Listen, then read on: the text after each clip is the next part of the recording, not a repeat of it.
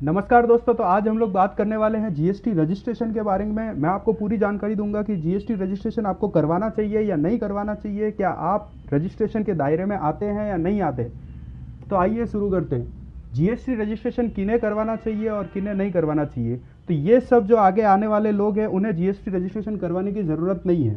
सबसे पहले इसके अंदर आते हैं जो कोई भी पर्सन जो ऐसे गुड्स और सर्विसेज में डील कर रहे हैं जिनके ऊपर जीएसटी नहीं लगने वाला, तो उन्हें रजिस्ट्रेशन करवाने की आवश्यकता ही नहीं है। जीएसटी रजिस्ट्रेशन किस पे लगेगा किस पे नहीं लगेगा, ये एग्जेम्पशन नोटिफिकेशन सरकार द्वारा जब जारी किया जाएगा तब पता चलेगा। लेकिन ऐसी खबरें आ रही हैं कि जो पहले वैट और एक्साइज और सर्विस टैक्स से मुक्त थे उन्हें अभी जीएसटी के दायरे में नहीं लाया जाएगा। फिर दूसरा, जो ऐसे किसान जो खेती उत्पादक बेच रहे हैं, खेती मतलब जैसे कि कोई अनाज हो गया या कोई किसी भी तरह का अनाज, फ्रूट या वैसी चीज़ें जो कोई खेती से उत्पाद करके उत्पादक बेच रहे हैं, उन्हें जीएसटी में रजिस्ट्रेशन लेने की ज़रूरत नहीं है। जिनका भी टर्नओवर 20 लाख या 20 लाख से नीचे रहता है उन्हें जीएसटी में रजिस्ट्रेशन लेने की ज़रूरत नहीं है। और जिनका भी स्पेशल कैटेगरी स्टेट से जो कोई गुड्स और सर्विसेज सप्लाई कर रहे हैं, अगर उनका टर्नओवर 10 लाख या 10 लाख से नीचे रहता है तो उन्हें रजिस्ट्रेशन करवाने की ज़रूरत नहीं है। अब स्पेशल कैटेगरी स्टेट क्या होते हैं वो हम जानने की कोशिश करेंगे। सबसे पहले इसके अंदर आता है अरुणाचल प्रदेश, उसके बाद में आसाम, उसके बाद में जम्मू एंड कश्मीर, उसके बाद में मणिपुर, मेघालय, मिजोरम, नागालैंड, सिक्किम, त्रिपुरा, हिमाचल प्रदेश, उत्तराखंड। ये 11 स्टेट हैं जिसके अंदर से अगर आप गुड्स और सर्विसेज सप्लाई करेंगे तो आपका अगर टर्नओवर 10 लाख या 10 लाख से नीचे रहता है तो आपको रजिस्ट्रेशन करवाने की ज़रूरत नहीं है। बाकी स्टेट में आपको 20 लाख की लिमिट दी गई है। अब किन्हें रजिस्ट्रेशन करवाने की ज़रूरत है? रजिस्ट्रेशन जिनका टर्नओवर 20 लाख या फिर 10 लाख स्पेशल कैटेगरी स्टेट में अगर उनका टर्नओवर इससे ऊपर जाता है तो उन्हें रजिस्ट्रेशन करवाने की ज़रूरत है। फिर कोई भी ऐसे पर्सन जो कोई भी गुड्स और सर्विसेज जो जीएसटी के अंदर टैक्सेबल है और वो एक राज्य से दूसरे राज्य में उसे सप्लाई कर रहे हैं तो उन्हें रजिस्ट्रेशन लेने की ज़रूरत है। उसके अंदर ये हम 20 लाख और 10 लाख वाली लिमिट नहीं देखेंगे। मतलब अगर आप 1 लाख रुपए तक का भी टैक्सेबल गुड्स और सप्लाई दूसरे राज्य में सप्लाई कर रहे हैं तो फिर आपको रजिस्ट्रेशन लेना पड़ेगा। कोई भी कैजुअल टैक्सेबल पर्सन, इसका मतलब कोई भी आदमी जो कभी कभार जीएस टैक्सेबल गुड्स और सर्विसेज सप्लाई करता होगा और उसके पास कोई फिक्स प्लेस नहीं है बिजनेस या सर्विस रेंडर करने के लिए, तो उन्हें भी रजिस्ट्रेशन लेना पड़ेगा।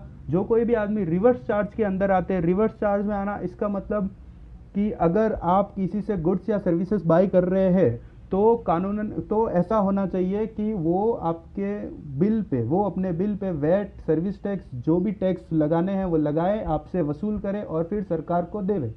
लेकिन कभी कभार ऐसा होता है, ऐसे प्रावधान दिए गए हैं जिसके अंदर वो सामने वाला बिल में कोई सर्विस टैक्स या वैट नहीं लगाएगा, वो बिल सीधा आपको जो अमाउंट है उस पर दे देगा और आपको उसके ऊपर सर्विस टैक्स और एक्साइज ड्यूटी वगैरह जो भी है, जो टैक्स एप्लीकेबल है वो गिनना है और सरकार को भरना है। अगर आप इस दायरे में आते हैं तो फिर आपको रजिस्ट्रेशन लेने की ज़रूरत है।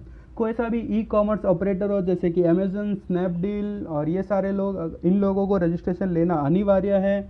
कोई भी नॉन रेसिडेंट टैक्सेबल पर्सन, इसका मतलब जो जिस गुड्स और सर्विसेज पे जीएसटी लगता है और वो पर्सन बाहर का है जिसका प्लेस ऑफ बिजनेस इंडिया में नहीं है, उसे रजिस्ट्रेशन लेने की ज़रूरत है। कोई भी पर्सन जिन्हें टीडीएस काटने की ज़रूरत है इनकम टैक्स एक्ट के अंदर तो उन्हें रजिस्ट्रेशन लेना पड़ेगा। ऐसे पर्सन जिन्हें टैक्स कलेक्ट करने की ज़रूरत है इनकम टैक्स एक्ट के अंदर, उन्हें रजिस्ट्रेशन लेना पड़ेगा। कोई भी ऐसा आदमी जो ऐसे टैक्सेबल पर्सन के बिहाफ पे ऐसे गुड्स और सर्विसेज सप्लाई कर रहा है जो जिसके ऊपर जीएसटी लगता है, जैसे कि एजेंट, तो उन्हें रजिस्ट्रेशन लेने की ज़रूरत है। कोई भी आदमी जो ई कॉमर्स ऑपरेटर के थ्रू अपना गुड्स और सर्विसेज सप्लाई कर रहा है और उसको टीसीएस कलेक्ट करने की ज़रूरत है तो उन्हें रजिस्ट्रेशन लेना पड़ेगा। कोई भी इनपुट सर्विस डिस्ट्रीब्यूटर हैं, जैसा कि उनके इनपुट सर्विस डिस्ट्रीब्यूटर वो होते हैं जो सारा इनपुट ले लेते हैं और फिर वो इनपुट अपने ब्रांचेस के बीच में डिस्ट्रीब्यूट करते हैं और उसके अकॉर्डिंग ब्रांचेस इनपुट क्रेडिट लेती है। फिर जो भी पर्सन जो इंडिया के बाहर है और OIDAR की सर्विसेज प्रोवाइड कर रहे हैं अनरजिस्टर्ड पर्सन को इंडिया में, उन्हें रजिस्ट्रेशन लेने की ज़रूरत है। OIDAR सर्विसेज मतलब online information and data access और रिट्रीवल सर्विसेज। तो वो अगर कोई सर्विसेज इंडिया के बाहर से किसी अनरजिस्टर्ड पर्सन मतलब जिन्हें जीएसटी में रजिस्ट्रेशन लेने की ज़रूरत नहीं है या जिन्होंने रजिस्ट्रेशन नहीं लिया है, अगर उन्हें प्रोवाइड कर रहा है तो उसे ये रजिस्ट्रेशन लेना पड़ेगा।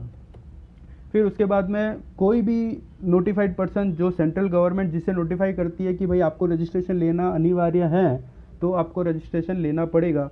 तो ये सारे लोग थे जिन्हें रजिस्ट्रेशन लेने की ज़रूरत है। होप ये वीडियो आपको पसंद आई होगी। अगर पसंद आई है तो प्लीज़ लाइक करें, कमेंट करें, सब्सक्राइब करें और शेयर करें इस वीडियो को। Thank you.